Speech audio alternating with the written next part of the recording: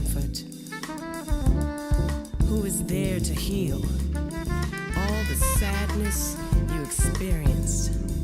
Behind the smiles are your tears. Today we're chatting with Ms. Lori Williams, and Lori is a jazz vocalist and educator based in Washington, D.C. Hello, Lori. How are you today? How are you? I'm wonderful. Thank you so much. Great. Thanks for joining Jazz Voices today. We really appreciate this. I thank you for the opportunity. It's really great to be here. Thank you. Yes. Well, Lori is joining us today from her classroom where she is cleaning up and preparing for summer break. Yes, I am. I gave 2 exams today, and I have 2 tomorrow. Oh, all right. You want to give a shout out to your school? Absolutely. Shout out to Woodrow Wilson High School in Washington, D.C. Go Tigers. Go Tigers. All right. So, Lori, as a teacher, what guiding principles about learning and performing music do you emphasize with your students?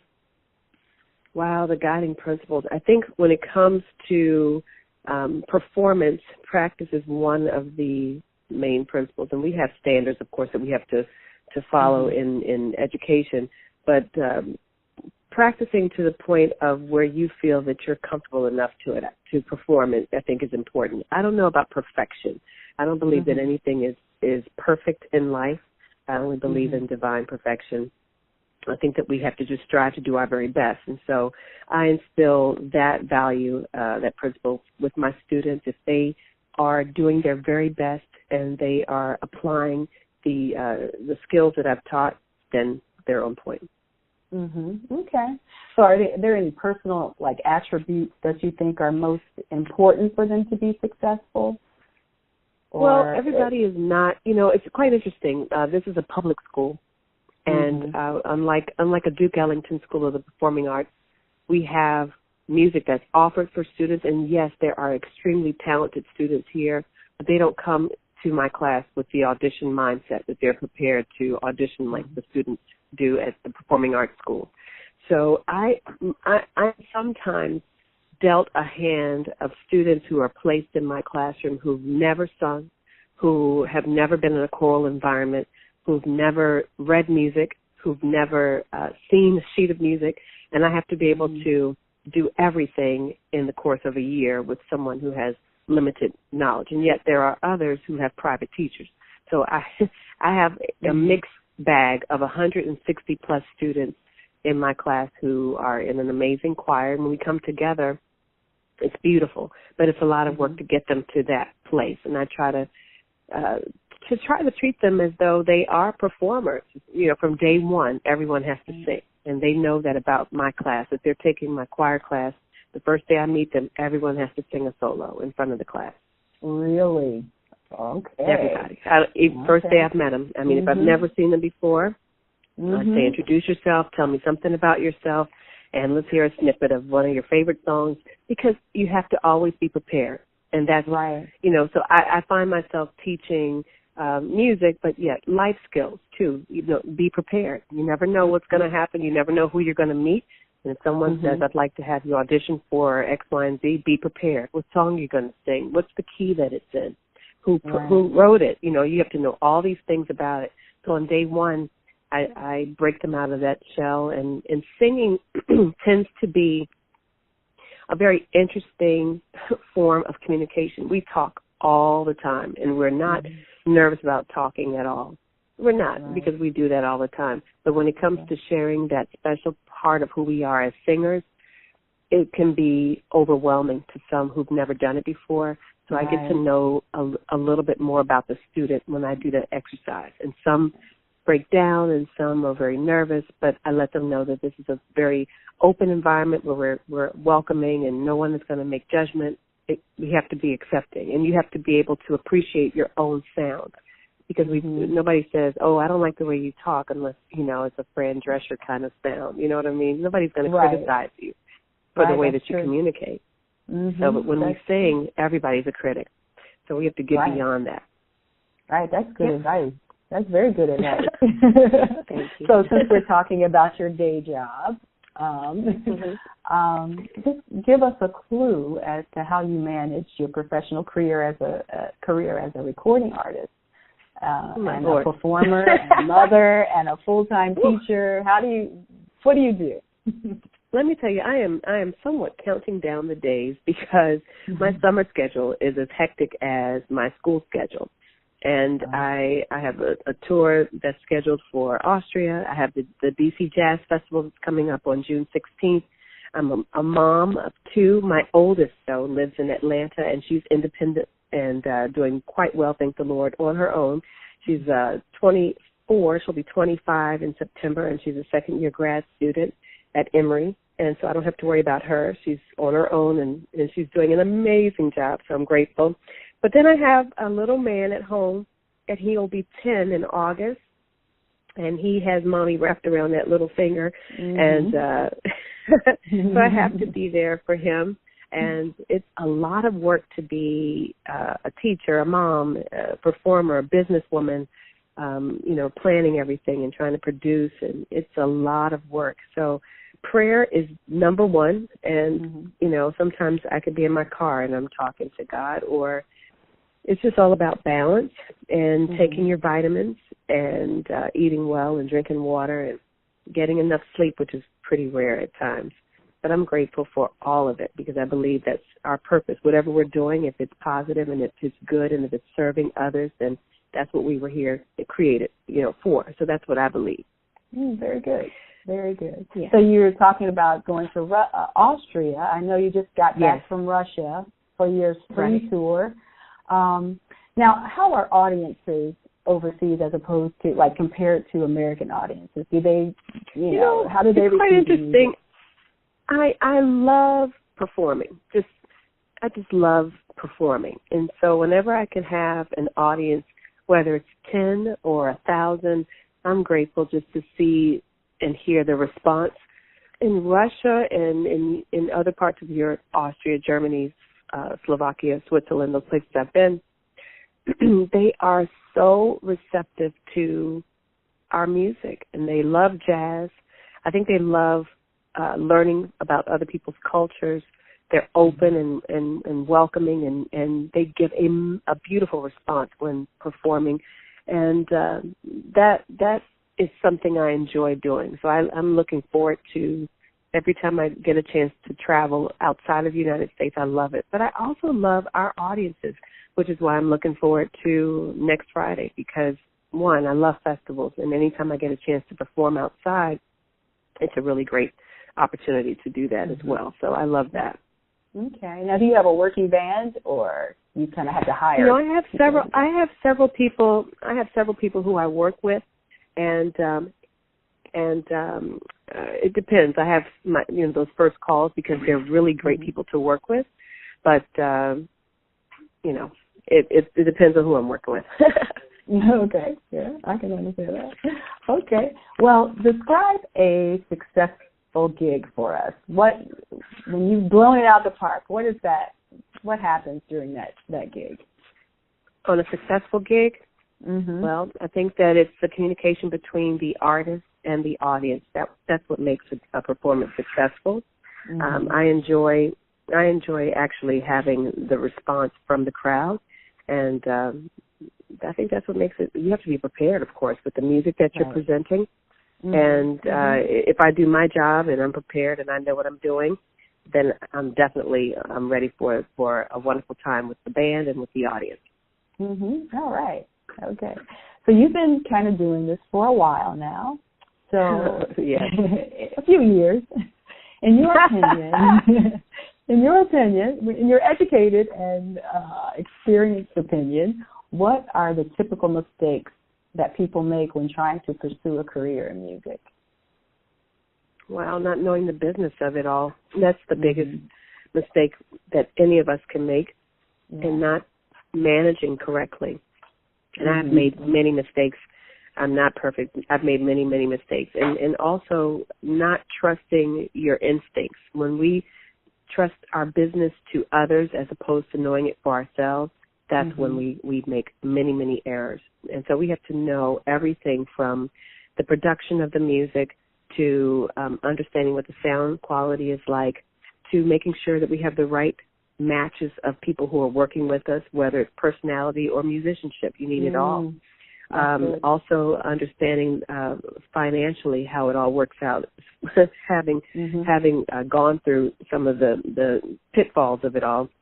You have to make sure that you treat people the way you want to be treated financially, and that's in paying your band. You also have to make sure that you're not taken advantage of by people. And someone told me recently, make sure I know my worth, because if I take a gig that's only going to pay peanuts in one location, how then would I expect someone else to value what I'm delivering in another location when the word is already out that that's what you're worth? So you have to know your worth and not be ashamed of knowing your worth. It doesn't mean that you think that you're better than anybody else. But as long as I've been in the business, peanuts doesn't pay my bills. Right. And that's just the bottom line, too. You have to be honest. And this is a business, Yeah, it's entertainment. Yes, it's presenting great music. But at the end of the day, as a single mother of two, and I've been doing it for a number of years, I have to make sure that I maintain so that I can be able to eat and pay my house note and car note or whatever the case is. For sure. And you just like you take care of your 9 to 5, this is my job, and I have to make sure that I deliver quality music, and you can't cut corners. Sometimes we want to cut corners because we're saving money, but you can't cut corners when it comes to the makeup artist. You can't cut corners when it comes to the pictures. And I place my trust in God, but I also believe that the people who are put before me must know their business, and if they're not skilled in their business, then I shouldn't be dealing with them, and vice versa. They shouldn't be dealing with me either. Right. So I think we also can't make excuses for what we're doing. We have to be honest about what we're presenting. If it's authentic and real and genuine to us, then that's wonderful. So I believe the music I put out can be listened to by anybody, because I think it's good music, and I'm always proud of the finished product. And every time I do something with the musicians, I'm grateful to them, because I couldn't be a singer, a successful one, without them. And so we have to know who we're working with. Just like I tell my students, I can't be a great teacher unless I have a great class of students to teach. I would just be in my room talking to a board, Okay. Well, you are an independent artist, so that means that you basically wear all the hats. Right. And you've recorded 3 projects so far. Healing Within was 2010, Eclipse of the Souls 2012, and then Behind the Smiles last year, 2016. Right. Can you briefly tell us a little bit about what inspired each of those projects? Oh, wow.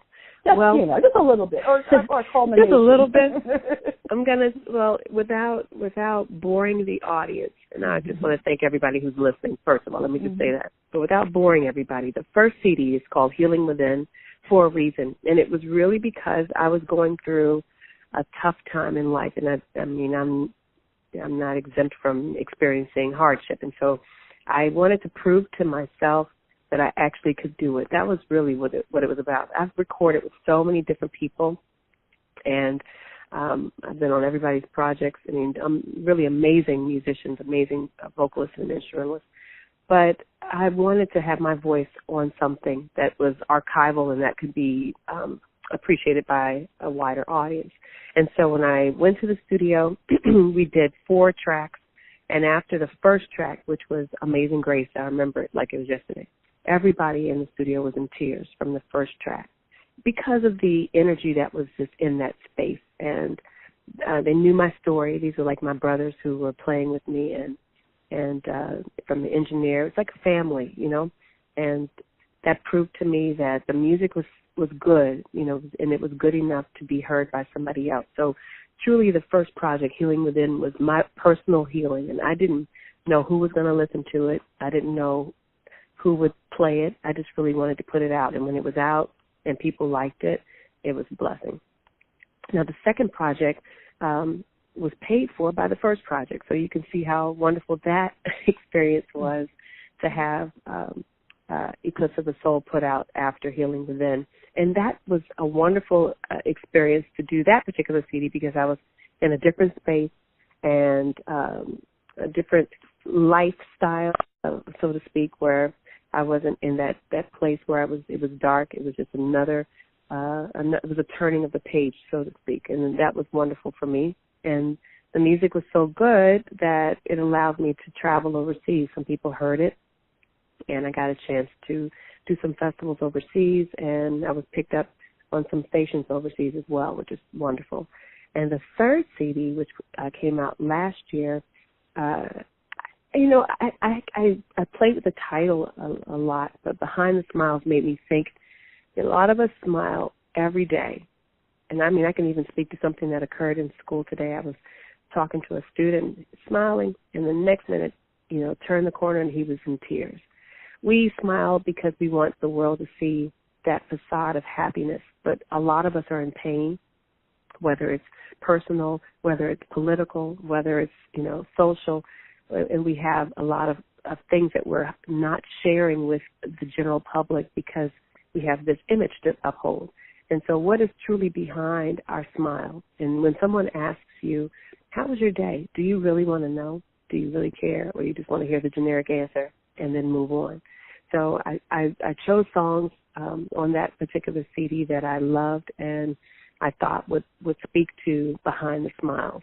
And I hope that we would really try to appreciate the person who's behind that smile and then care about the person who's behind it. That's kind of where that came from. And I'm working on a fourth one, and I don't want to say too much, but I'm excited about the music.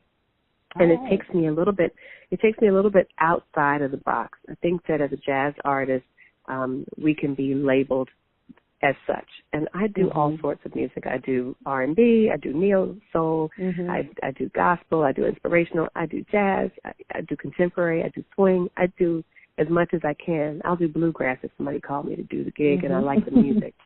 But I think that we are always placed in these boxes. And this particular CD, I hope, will allow me to stretch a little bit, and the audience will enjoy it. I hope so. That's the prayer. I'm sure they will. I'm looking forward to it coming out.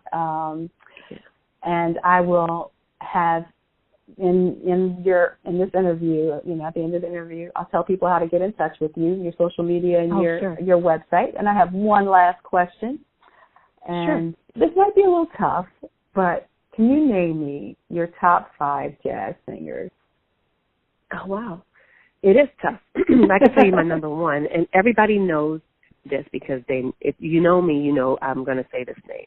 I adore, as a person and as a musician, Diane Reeves. Okay. She's number one.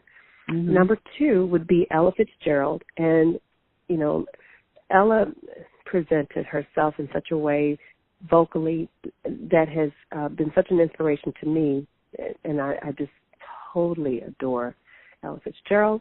I love Sarah Vaughan. That's 3. I'm going to throw a guy in there, and it would be Bobby McFerrin. He is a masterful musician, singer, educator. And the 5th one, oh my gosh. Yeah. One. I'm going to tell you, I have so many that are popping in my head, but I'm going to, it's such a hard name to call. I love Dee Dee Bridgewater. Okay. Yeah, of course. Yeah. Okay. It's hard. Wow. I know. It's a I tough gave you one, 5, isn't but it? I could tell you so many others that are so great, Right. And even in the Washington, D.C. area, when I travel overseas, I find so many amazing singers.